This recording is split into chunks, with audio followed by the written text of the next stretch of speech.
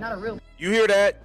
It's not that serious. Press the block button. Move on with your life. We don't need to hear Alyssa Thomas playing victim after she throat punched another player. All of this stuff. Everybody playing victim.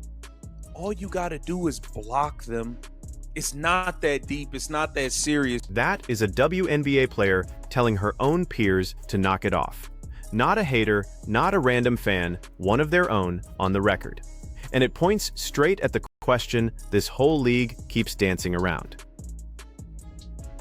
All right, it looks like Courtney Williams has taken center stage. Courtney Williams, the all-star guard of the Minnesota Lynx, one half of the stud buds, address this entire Caitlin Clark racism situation. Here is the setup. One camp says Caitlin Clark's fans are racist, that they are targeting black players, and the league has to step in and protect its people. The other camp, the one Courtney Williams just joined out loud, says everybody needs to stop playing the victim, press block, and move on with their day. Two completely different stories about the exact same league.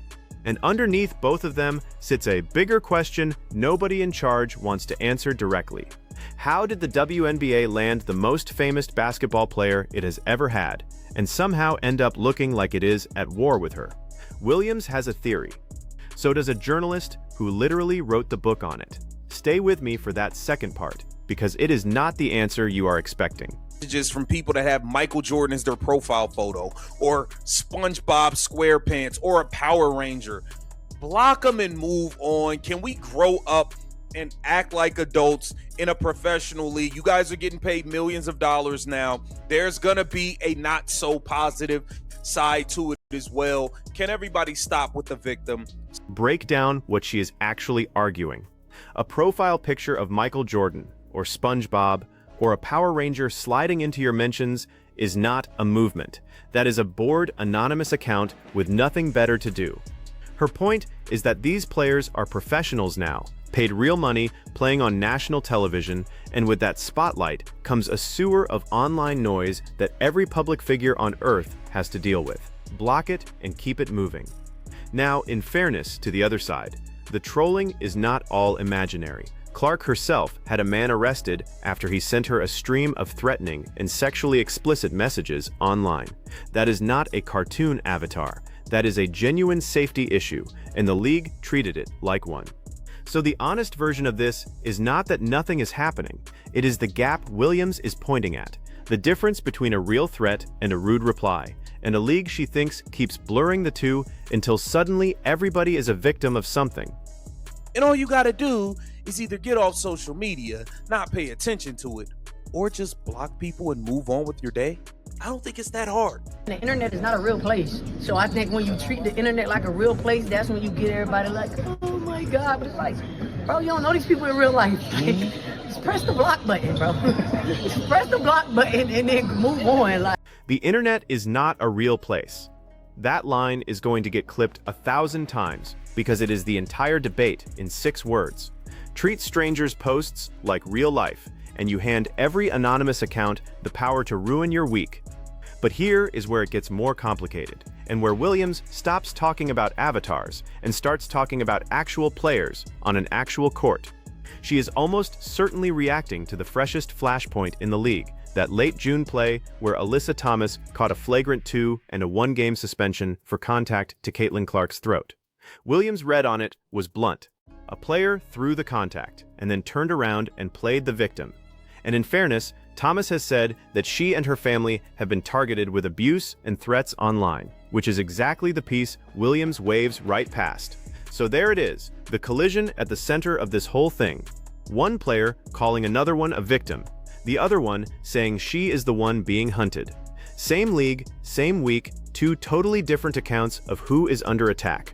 Clark thing, y'all are hating. Okay, the girl is what is like the most legit player in the league. She's must-see TV. She's pulling up from range that nobody else in the league is. She's a hell of a player. She ain't bothering nobody. She show love. Why are y'all hating? Why are y'all trying to push her out of the league? Why is everybody trying to play victim? It's free. Now Williams gets to the part that actually touches everybody's paycheck. Her framing is simple. The girl is must-see television. She is pulling up from the logo. She is not bothering anybody. So why is the league acting like it wants to push her out? And once you look at the money, that question stops being rhetorical and starts being kind of alarming. In her rookie year, Clark averaged around 19 points and 8 assists a game, led the entire league in assists and in three-pointers made, and got named Times Athlete of the Year. Her Indiana Fever became the hottest ticket in the sport, with sales reported at more than 10 times the year before, and league-wide revenue nearly doubled. She signed a shoe deal with Nike reported at $28 million. And here is the number that should end every argument. When Clark sits out hurt, reporting suggests more than half of the entire league's television audience disappears with her. Not the Fever's audience, the whole league's. So when Williams says, "Stop trying to run her off," she is not just sticking up for a fellow player. She is pointing at the golden goose and asking why on earth anyone would take a swing at it. The place that it is, they have let all of the hate and jealousy ruin what could have been such a beautiful moment and a beautiful situation for the women's game. Instead of embracing it, they have done everything they can to push the biggest star in women's basketball, in the history of women's basketball, away, and it's ridiculous. And this is the part that tells you it stopped being a basketball squabble a long time ago. It has spilled way past the arena. Once the host frames it like that, look at who is weighing in from the outside. Former NFL quarterback Boomer Esiason went on his radio show and said if he were Clark, he would seriously think about going to play overseas to get the respect he claims she is not getting here. A conservative magazine editor went even further and publicly called for the United States Civil Rights Division to open an investigation into whether the league is violating Clark's civil rights. And on the other side, a lot of longtime women's basketball writers say all of that is a bad faith crowd hijacking Clark's image to go after black women in the league, and they will point out that players like Angel Reese and Alyssa Thomas say it is their own families getting flooded with threats. So the whole thing has basically split into two mobs shouting past each other, each one absolutely certain it is the side being victimized. And that, more than any single foul or any single tweet, is the mess the league now has to answer for. Because when it gets this loud on the outside, silence from the top starts to look like a choice. This thing now, Christine Brennan joined Dan Dockich, who we're all not super fond of with some of the things he had to say about Caitlin Clark, but Christine Brennan has been frontline in this Caitlin Clark situation. She wrote a book about how the WNBA wasn't ready for her. She revealed a lot of things that were going on behind the scenes, and she addressed the fact that the WNBA has this nasty hate for Caitlin Clark for no reason. Enter Christine Brennan. If you want to write her off as some outsider with a hot take, you cannot. She is a USA Today columnist who has covered women's sports for decades, and her book on Clark, On Her Game, landed as a New York Times bestseller. She had real access to this world. She also has real critics, and this matters, so I am going to be straight about it. Plenty of people inside the league think she is far too firmly in Clark's corner. And after she pressed a player named Dejanai Carrington about whether an eye poke on Clark was intentional, the players' union actually called for Brennan's media credential to be pulled. So she is not some neutral referee floating above all this. She is a participant with a clear point of view. But she also spent a full year reporting the one question everybody else keeps tiptoeing around. Not whether the league loves Clark, why the league looked so completely unready for her. And the answer she came back with is going to surprise you. I talked to Dr. Harry Edwards, the man who's behind the Black Power salute at the 1968 Mexico City Olympics. Harry Edwards is a friend. We've been on panels together at Super Bowls, and he's fighting cancer. He's fighting the good fight. A really good person, and he loves Caitlin Clark. Dan, he loves Caitlin Clark. Loves watching her play. Gets all of the importance of Caitlin Clark. And as he says, the WNBA failed the players.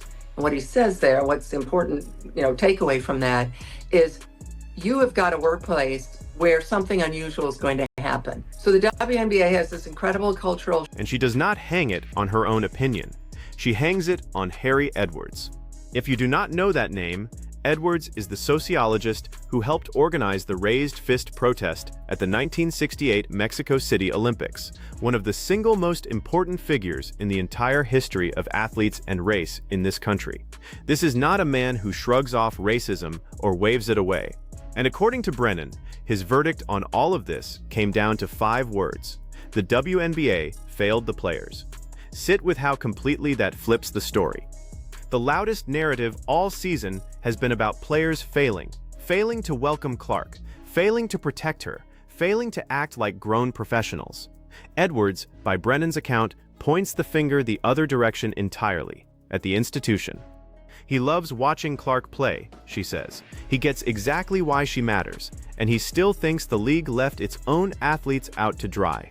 Because when something this enormous and this unusual crashes into your workplace basically overnight, the people running it are supposed to see it coming and prepare everyone for it. And the case Brennan is building is that they could see it coming from a mile away and they did nothing. Shift coming, you can see it happening. The crowds outside of Assembly Hall, your alma mater, the crowds outside of Welsh Ryan, Northwestern, my alma mater, the Maryland crowd that my whole family was in the cold in February, people waiting in line for hours. Like it's a Springsteen concert or Beyonce or Taylor Swift, and it's to watch one woman play basketball. Anyway, that they should have understood this, have Zoom calls, have meetings, not because these are damsels in distress. These are Title IX, wonderful, strong, your niece, Emily, obviously, who I'm honored to have talked to and helped a little or given advice to. Then she paints the actual scene, and it is genuinely wild once you picture it. People lined up for hours in the freezing February cold outside college gyms, her old arena, other campuses, the way you would line up for Springsteen or Beyonce or Taylor Swift. Except it was not a stadium tour. It was to watch one woman play basketball. Brennan's point is that a phenomenon like that does not need to be feared. It needs to be managed. You get everybody in a room. You have the calls, you have the meetings. You sit your players down and say, look, something historic is about to happen to all of us at the same time. Here is how we handle it together. Not because the players are fragile. She goes out of her way to say these are tough Title IX women who are going to run the world, but because it is a once-in-a-generation moment and you owe them a plan. And her verdict on how much of that the league actually did? None of it. Not a meeting, not a call, nothing. They let the biggest thing that ever happened to the sport walk right in the door with no game plan at all. And instead, in the void, Dan, they allowed this aggression and anger to fester, and it is now just continues to fester like some pot on a stove that is now just boiled over. So that's my answer to your question. I'm not avoiding it. I don't know for sure. No one has said I hate her because she's white. No one has said to me I hate her because she is straight. I've never heard those words, and I want to make that crystal clear. But it is also crystal clear to use your eyes and to do the reporting that I did, that they totally botched Caitlin Clark's arrival. That's on Commissioner Kathy Engelbert. And here is the part that separates careful reporting from a lazy hot take in either direction. Brennan says it flat out. Not one single person ever told her they hate Caitlin Clark because she is white or because she is straight. She never heard those words, and she wanted that crystal clear. So the cartoon version, the one where the entire league sits around hating a white girl, she will not sign off on it. What she will say is that leadership botched the moment, and she puts that squarely on Commissioner Kathy Engelbert. And think about the sheer scale of what they fumbled. When Clark's Iowa team played for the national title, roughly 4 million more people watched the women's championship than the men's, something almost nobody in sports ever believed they would live to see. That is the meteor that hit their sport. And Brennan's argument is that instead of building a plan around it, leadership let a vacuum open up, and resentment and anger came rushing in to fill the empty space. The league's answer eventually was to roll out an entire anti-hate platform and start investigating fan conduct in the arenas, which is a fine idea, except it showed up after the anger had already boiled over, not before.